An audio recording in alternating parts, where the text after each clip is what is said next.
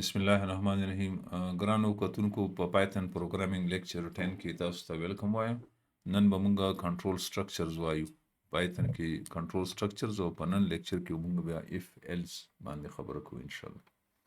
نو تاسو که خپل کتاب ته راشي زموږ چې د پایتن پروګرامینګ کوم کتاب دی نو دا مونږ په څلورم چپټر کې یو کنټرول سټرکچرز او دې کې به ما څنګه چې دلته په کتاب کې لیکلي دي مونږ به اف ایلس سټرکچر وایو، بیا به میچ سټیټمنټ وایو او د هغې نه بعد به چې دی نو مونږ لوپس وایو.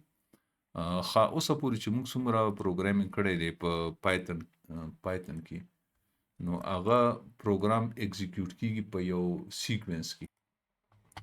اوسه پورې چې موږ څومره پروګرامونه لیکلي دي نو هغې کې د پروګرام چې کوم سټیټمنټس دي نو هغه ون بای ون په سیکوینس کې هغه اکزیکیوټ کیږي. لکه یو سټیټمنټ، بیا دویم، بیا دریم، بیا څلورم. لکه دا فرض کړئ ما یو پروګرام دا لیکلی دی، یو سمپل پروګرام چې هغه 1 2 3 4 لاین بای لاین هغه پرنټ کوي. نو دا ټول سټیټمنټس ون بای ون راځي په سیکوینس کې. اوس کله چې موږ د دې سټیټمنټس اکزیکیوشن یا د دې رن کېدل کنټرول کول غواړو چې یار دا سټیټمنټ به کله رن کیږي او دا دویم به کله رن کیږي، نو د هغې دپاره چې موږ کوم سټیټمنټس یا کوم سټرکچرز په پایتن کې یوز کوو هغې ته ویلی شي کنټرول سټرکچرز. نو که زه کنټرول سټرکچرز ډیفاین کړم نو دا اصل کې کنټرول کوي. کنټرول سټرکچرز چې دي، کنټرول سټرکچرز دا it controls execution of the program. Execution of the program. نو په دې کې موږ سره دوه ټایپس اف کنټرول سټرکچرز دي په پایتن کې. یو ته ویلی شي موږ کنډیشنل ایگزیکیوشن او بل ته ویلی شي لوپس. دا موږ سره دوه سټرکچر دي. نمبر 1 از کنډیشنل ایگزیکیوشن او دویم چې دی نو لوپس دي. کنډیشنل ایگزیکیوشن هغه ایگزیکیوشن ته وایي چې کوم موږ سیټ اف سټیټمنټس ورکو چې یاره که دا یو پرټیکولر کنډیشن یعنی ټرو وي، دا کنډیشن ایگزیسټ کوي، نو بیا دا سټیټمنټ ایگزیکیوټ کا یعنی مې ایگزیکیوټ کا. همدغه شانتي دویم چې موږ سره یو کنټرول سټرکچر دی هغه د لوپس دی. ښه په دې کنډیشنل ایگزیکیوشن کې یو موږ سره سټیټمنټ دی اف ایلس موږ به دا وایو او بل دی موږ سره میچ. دا دوه سټیټمنټ په کنډیشنل ایگزیکیوشن کې په پایتن کې وایي. لوپ چې دی هغه څیز ته وایي چې ته یو پرټیکولر سیټ اف سټیټمنټس دي، لکه فرض کړئ دا سټیټمنټس دي او ته چې دا سټیټمنټ دی بار بار ایگزیکیوټ شي، لکه یو ځل یا دوه ځل یا سل ځل، نو هغې دپاره موږ لوپس استعمالوو. په پایتن کې چې نو دوه لوپس دي، یو دی وایل او بل فار لوپ. دا لوپ به موږ دا دوه لوپس به موږ وایو. نو راځي چې موږ اوس یو سمپل پروګرام ولیکو. فار ایگزامپل زه یو داسې پروګرام لیکم چې هغې کې یو ایج موږ د کیبورډ نه انپوټ کوو. فار ایگزامپل زه انټر یور ایج او دا پروګرام څه چل کوي چې د ایج کله انټر کړي نو دی وګوري که دا ایج د 18 نه زیات وي نو مطلب دا دی چې دا یو ایلیجیبل ووټر دی. نو دی په سکرین باندې ډسپلی کړي چې یو آر ایلیجیبل ووټر، او که د 18 نه کم وي نو مطلب چې هغه وي چې ته ایلیجیبل نه فار دی ووټ. نو دا پروګرام به زه دې کې څنګه لیکم؟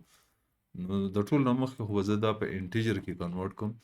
دا ما تاسو ته ویلي چې که کاسټینګ مونږ څه ته وایو نو دا مونږ کاسټینګ وکړو. زه به دلته ولیکم چې دلته به زه هغه سټیټمنټ لیکم. زه به وایم چې اف دا هغه سټیټمنټ دی چې مونږ په هغې باندې کمپیریزن کوو. نو زه دلته وایم چې اف ایج is greater than 18 یا if age is less than 18 نو بیا څه چل وکړه؟ print you are not eligible to vote. راځي چې دغه پروګرام موږ ایگزیکیوټ کړو. نو دې تا ته وایي چې انټر یور ایج. نو ځکه ایج 20 ورکړم نو دی ما ته هېڅ نه راکوي. او که زه دلته ورکړم فرض کړه ایج ور زه 17 ورکړم نو دی ما ته وایي چې یو آر ناټ ایلیجیبل ټو ووټ.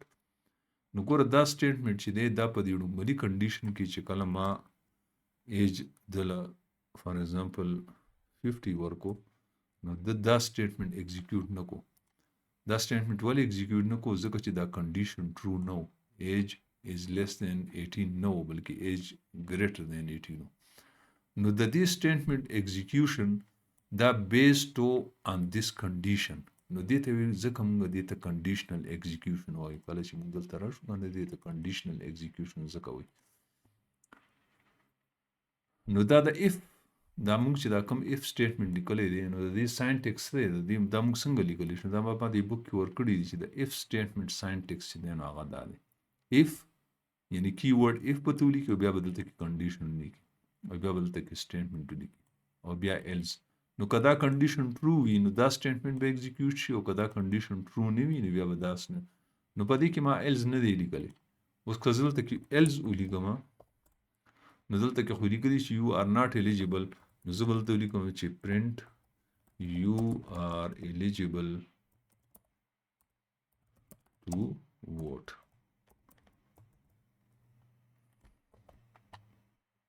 نو راځي چې دا یو ځل بیا وکړو.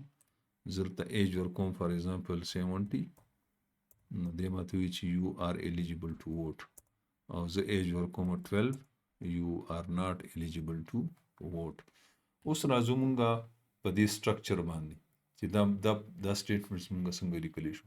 نو په دې کې دوه نوې خبرې دي. یو خو دا کنډیشن دی او بل چې دی نو دا کولن دی. نو کله چې مونږ دا کولن ورکو نو د دې مطلب دی چې د دې کنډیشن باډي چې دا نو هغه دلته لاندې به زه لیکم.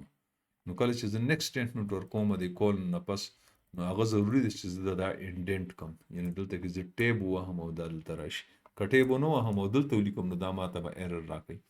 دا ایرر ځکه راکوي ځکه چې دی وایي چې د دې اف بلاک چې دی نو باډي نشته. نو دا زه به دلته کې البته تاسو که سټیټمنټ ایکسپیکټډ انډنټډ بلاک نو دلته کې یعنې دی ماته وایي چې انډنټډ بلاک پکار دی. انډنټډ بلاک څه ته وایي چې کله ته دا ټیب ورکړې نو دا یو انډنټډ بلاک شو د دې. نو په دې باندې خو تاسو ځان پوه کړئ. او د ایلز چې دلته کې څومره سټیټمنټس هم وي فرض کړئ دلته کې یو بل سټیټمنټ دی پرنټ فار ایگزامپل 1 او دلته کې زه یو بل سټیټمنټ ورکوم پرنټ فار ایگزامپل دلته 2 ورکوم. نو دا ټول سټیټمنټس چې کله دا کنډیشن ټرو وي نو دا ټول سټیټمنټس چې دلته ورکړي هغه به ایگزیکیوټ کېږي. همدغه شانتې که ایلز وي نو دا ټول به ایگزیکیوټ کېږي. ځکه دا پروګرام رن کوم دلته 12 ورکوم نو ګوره یو آر ناٹ الیجیبل ټو ووټ مو شو دا مو شو. او فرض کې زه دلته کې ورکوم 40 نو یو آر الیجیبل ټو ووټ هم راغو او دا هم راغو. مطلب دی چې د دې بلاک چې دی نو هغه ټول چې ما دلته کې څومره سټیټمنټس هم ورکړي هغه ټول به داسې دلته ایگزیکیوټ کېږي او د ایلز بلاک څومره سټیټمنټس یا به دلته ایگزیکیوټ کېږي.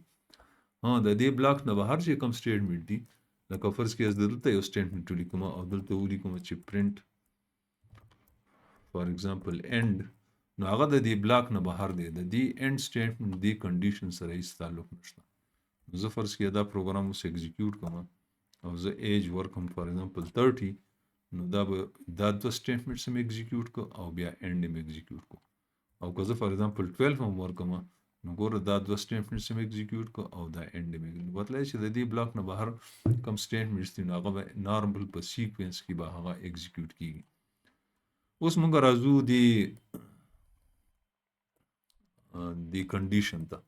په دې باندې لږه خبره کوو چې دا کنډیشن څه شی دی. دا کنډیشن اصل کې یو لاجیکل ایکسپریشن دی. لکه څنګه مونږ ویلو کنه ارثمټیک ایکسپریشن نو همدغه شانتې مونږ سره دا کنډیشن چې دی چې کوم دلته مونږ کنډیشن ورته وایو نو دا به اکچولی یو لاجیکل ایکسپریشن وي. او د ایکسپریشن څه ډیفینیشن دی؟ د ایکسپریشن ډیفینیشن تاسو ته یاد دی؟ ایکسپریشن څه ته وایي؟ expression is a combination of operators او دویم څه شی and operands. موږ مخکې ویلو کنه expression څه شی combination of operators and operands. او په operators کې موږ څه ویلو؟ کله چې موږ ارثمټیک ایکسپریشن ویلو نو په ارثمټیک ایکسپریشن کې دا اپریټرز څه شی دا چې دی نو ارثمټیک اپریټرز. او دلته کې چې موږ ارثمټیک ایکسپریشن نه یوز کوو بلکې دلته کې موږ لاجیکل ایکسپریشن یوز کوو نو دا اپریټرز به څه وي؟ دا اپریټرز به هم لاجیکل اپریټرز یا دلته کې به موږ دې ته وایو ریلیشنل اپریټرز به دا ریلیشنل یا دې ته موږ کمپیریزن اپریټرز هم ویلی شو. کمپیریزن اپریټرز لکه دلته که تاسو وګورئ که نه دا یو لاجیکل ایکسپریشن دی. په دې لاجیکل ایکسپریشن کې آپرنټس کم یو دي؟ آپرنټ ایج دی او دا آپرنټ 18 دی. دا ګور ما تاسو ته ویلي چې آپرنټ از که تاسو ته یاد شي آپرنټ از ا ویریبل آر ا لیټرل. نو دا ګوره دوه ویلیوز مونږ راواغستو هغه مونږ کمپیر کوو نو دې ته کمپیریزن اپریټ. دا لیس دین چې دی نو دا څه شی دا کمپیریزن اپریټرز دی. نو موږ سره کمپیریزن اپریټرز کم یو دي؟ یو را سره لیس دین دی، یو را سره ګریټر دین دی، یو را سره لیس دین آر ایکول ټو دی، یو را سره ګریټر دین آر ایکول ټو دی، ایکول ټو دی او ناٹ ایکول ټو دی. نو دا موږ سره کمپیریزن یا ریلیشنل اپریټرز دي چې موږ کوم دلته کې استعمالولی شو. نو کوم دلته دام لیکلی شو لیس دین آر ایکول ټو یا ګریټر دین آر ایکول ټو یا ناٹ ایکول ټو یا ایکول ټو. نو دا ډیفرنٹ اپریټرز مونږه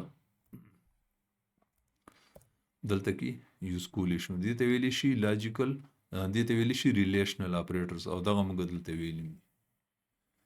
دا اگزامپل ما په بوک کې ورکړی دی، د ریلیشنل اپریټرز ما په بوک کې دلته ډیفاین کړي. اوس مونږ داسې کولی شو چې مونږ لاجیکل اپریټرز مونږ داسې وي، کله کله کنډیشن داسې وي چې مونږ دوه کنډیشنز پکاري. لکه یو کنډیشن نی، لکه فار ایگزامپل زه تاسو ته یو بل اگزامپل در کوم چې دلته کې زه یو ډے انټر کوم. ډے از ایکول ټو فار ایگزامپل انپوټ انټر ډے آف ویک. دا یو دویم اگزامپل دی او دا زه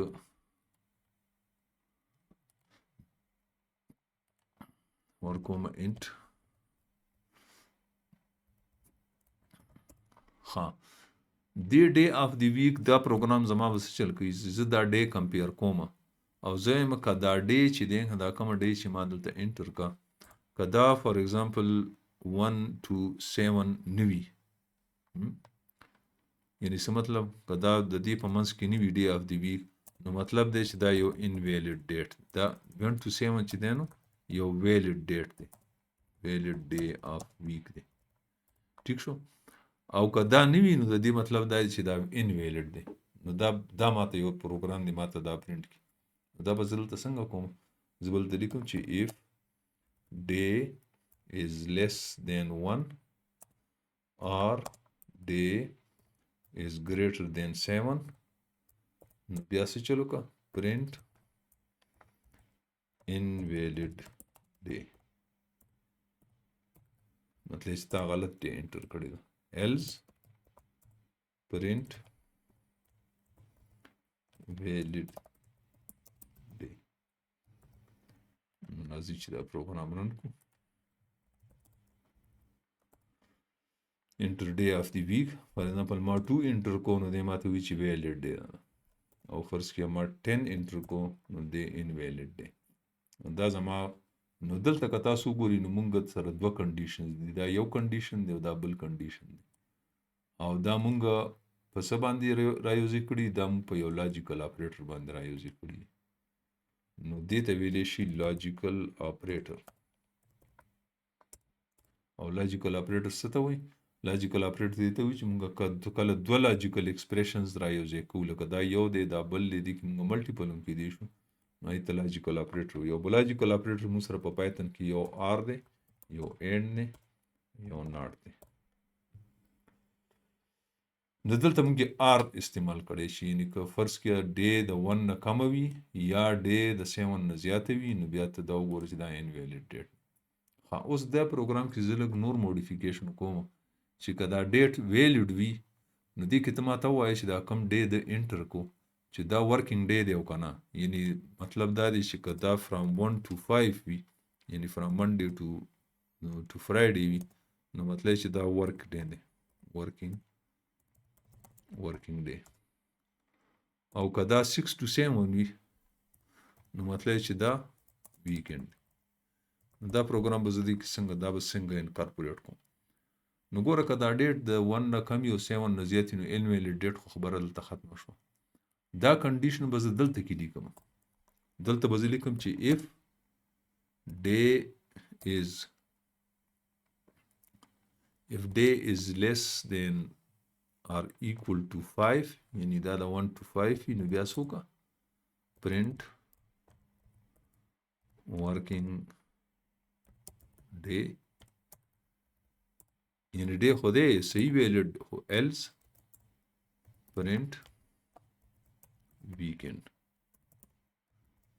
یعنی کله چې دا ډیټ ویلډي دا ډے ویلډي نو بیا فردر کمپیریزن ته وکړه چې دا ورکینګ ډے ده او که دا ویکند دی نو راځي چې دا راځي چې دا پروګرام ایگزیکیوټ کو دلته موږ فار ایگزامپل انټر ډے آف دی ویک فار ایگزامپل ما انټر کو 5 نو 5 ګوره یو ویلډ ډے هم ده او ورکینګ ډے هم ده همدغه شانتي ما انټر کو فار ایگزامپل 6 نو 6 یو ویلډ ډے هم ده او ویکند هم دی او که زه دلته کې ورکم فار ایگزامپل 9 نو 9 چې نو انویلډ ډے ده دا به زه دې ځای نه وباسم ځکه چې د دې سټیټمنټ ضرورت نشته نو دې ته که تاسو وګورئ نو ما یو اف سټیټمنټ په باډي کې دننه بل اف سټیټمنټ ولیکلو یعنی د ایلز دا د اف باډي ده او دا د ایلز باډي ده نو دې په دې ایلز کې دننه مې به فردر یو اف ولیکلو نو دې ته ویلی شي nested اف